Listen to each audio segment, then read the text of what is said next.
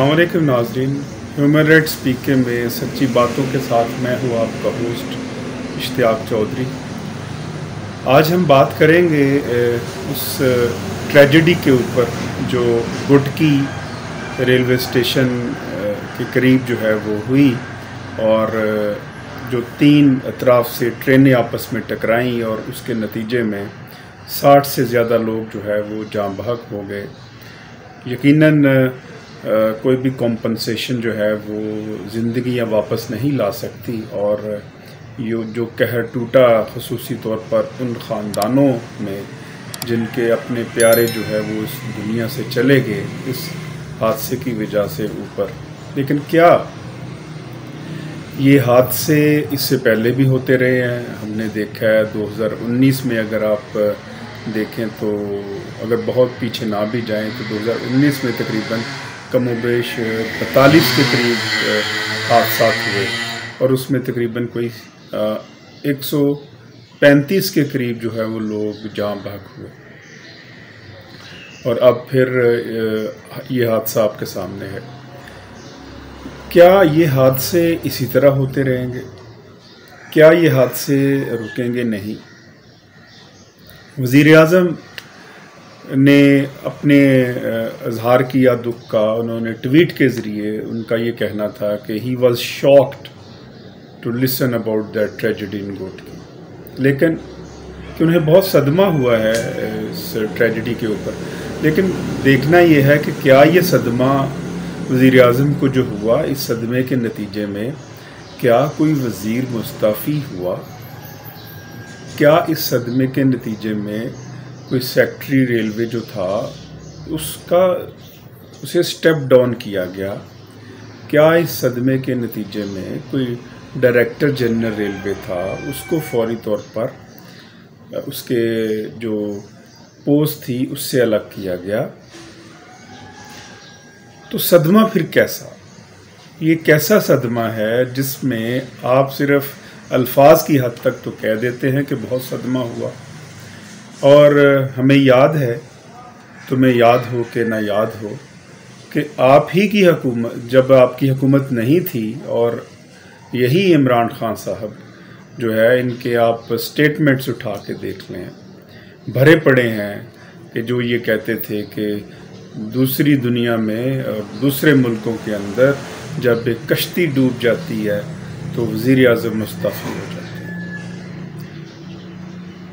ये सारी जो स्टेटमेंट्स आप उस वक्त कहते थे, उस वक्त की हुकूमत को याद दिलाते थे।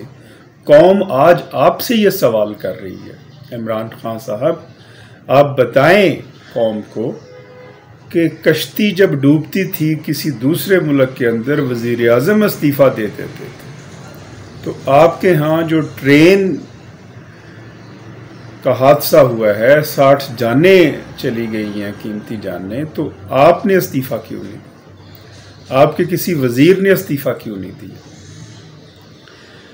आप नहीं इस्तीफ़ा देंगे और ना ही आपका कोई वज़ीर इस्तीफ़ा देगा और ना ही ये किसी इन्वेस्टिगेशन के नतीजे में किसी बड़े को उसकी पोस्ट से अलग किया जाएगा, क्योंकि तारीख़ यही बता रही है, तारीख़ यही बता रही है कि हादसे होंगे, हादसे आइंदा भी होंगे।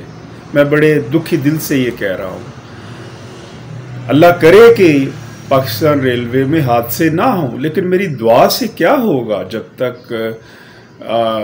हकीकी मानों में अकाउंटेबिलिटी नहीं हो। हादसे उस वक्त रुकते हैं जब अकाउंटेबिलिटी हो।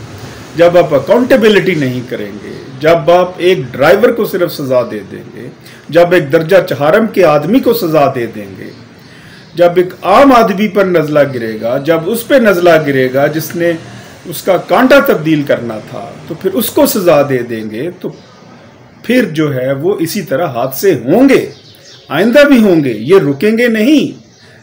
क्योंकि अनफॉर्चुनेटली हमारे यहाँ जो लोग इक़्तिदार में आते हैं, हुक्मरान तबका जो इस अनान इक़्तिदार पर बर्जुमान है, वो इक़्तिदार लोगों की फलाह व बहबूद के लिए नहीं आते, وہ لوگوں کو ان کی خدمت کرنے کے لیے نہیں اقتدار میں آتے.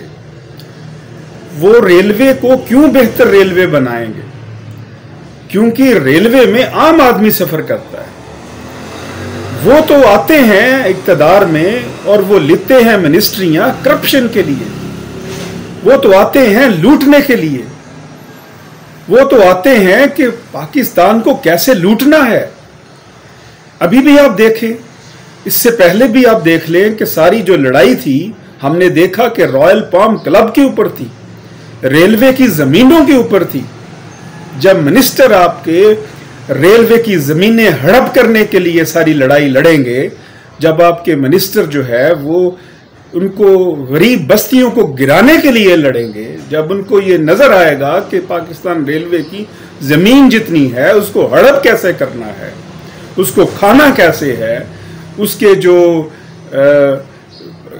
دینے ہیں, جو کانٹریکٹ دینے ہیں, جو رینٹ دینے ہیں, جو رینٹ پہ زمینیں ہیں وہ کیسے دینی ہے, تو پھر ان کو وہ توجہ تو جائے گی نہیں کہ حادثات کیسے روکنے ہیں. حادثات روکنے کے لیے آپ کو پیشن چاہیے.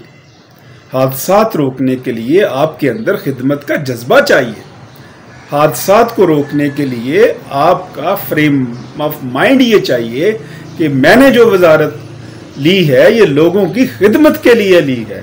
میں نے یہ وزارت لوگوں کو حقوق سے محروم کرنے کے لیے نہیں لی, اور میں نے یہ وزارت جو ہے وہ رائل پام کلب کا ٹھیکہ کس کو دینا ہے اور کس آدمی کو نوازنا ہے تو وہ ہم نے نہیں کیا.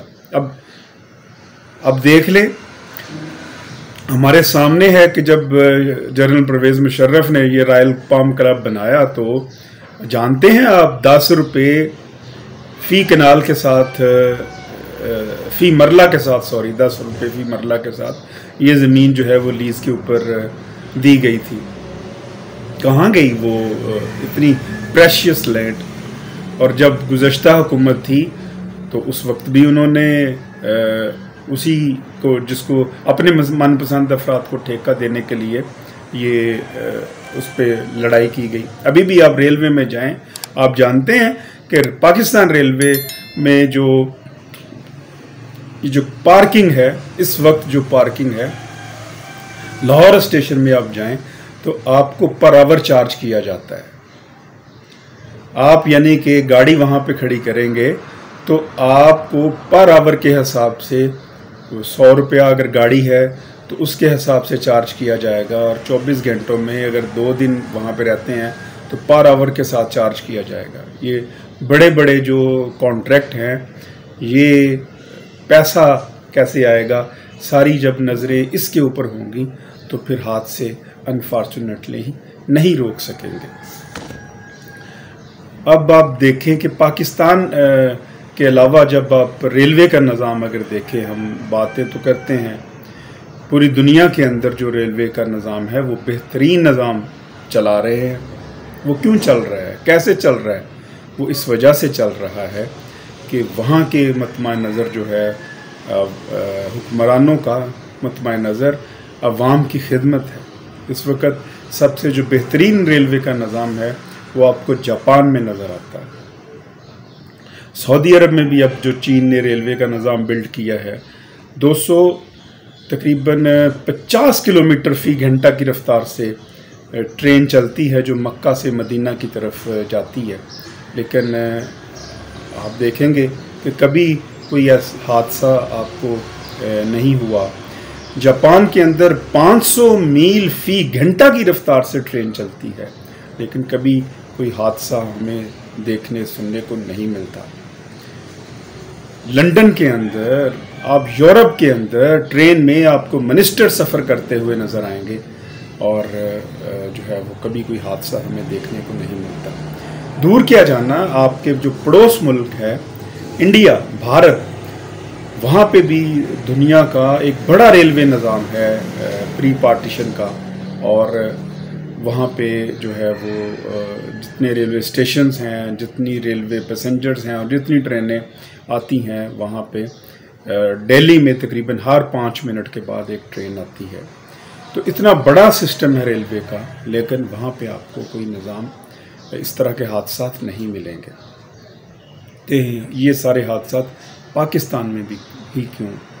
آخر یہ سوچنے سمجھنے کا سوال ہے، اور اس کا کوئی جواب جو ہے وہ حکمران نہیں دے گا، کوئی پرائم منسٹر بھی نہیں دے گا۔ 2-3 دن یہ اسی طرح کی آتی رہیں گی اسٹیٹمنٹس کہ ہم انویسٹیگیشن جو ہے وہ ہو رہی ہے، اور جو اکاؤنٹیبل ہے وہ ان کو سزا ملے گی، لیکن آپ دیکھیں گے کہ پھر اس کے بعد یہ قصہ ماضی بن جائے گا تب تک کے لیے، جب تک کوئی نیا حادثہ نہیں ہو جاتا۔ اللہ نہ کرے کوئی ایسا حادثہ ہو، لیکن پھر جب کوئی نیا حادثہ ہوگا تو پھر آپ دیکھیں گے یہ جو ہے وہ دوبارہ سے ایک نئی انویسٹیگیشن کا اعلان ہوگا، اور معاملہ اسی طرح چلتا رہے گا۔ ان حادثات سے صرف ایک ہی صورت ہے نکلنے کی، وہ یہ ہے کہ جب ہم خود کو، حکمران طبقہ اپنے آپ کو اکاؤنٹیبل سمجھے گا، لیکن حکمران طبقہ اپنے آپ کو اکاؤنٹیبل نہیں سمجھے گا۔ اس کی اکاؤنٹیبلٹی عوام کو کرنا ہوگی، مل کر کرنا ہوگی، باہر نکل کر جمع ہو کر کرنا ہوگی۔ تو پھر جو ہے عوام کو جب اقتدار ملے گا تو پھر یہ حادثے رکے گے، تب تک یہ حادثے ممکن نہیں جو نظر آ رہا ہے کہ رکے۔ تب تک جو کرپشن ہے، جو ریلوے میں کرپشن ہے، وہ بھی نہیں رکے گی۔ اپنا خیال رکھیے گا، بہت شکریہ، اللہ نگہبان۔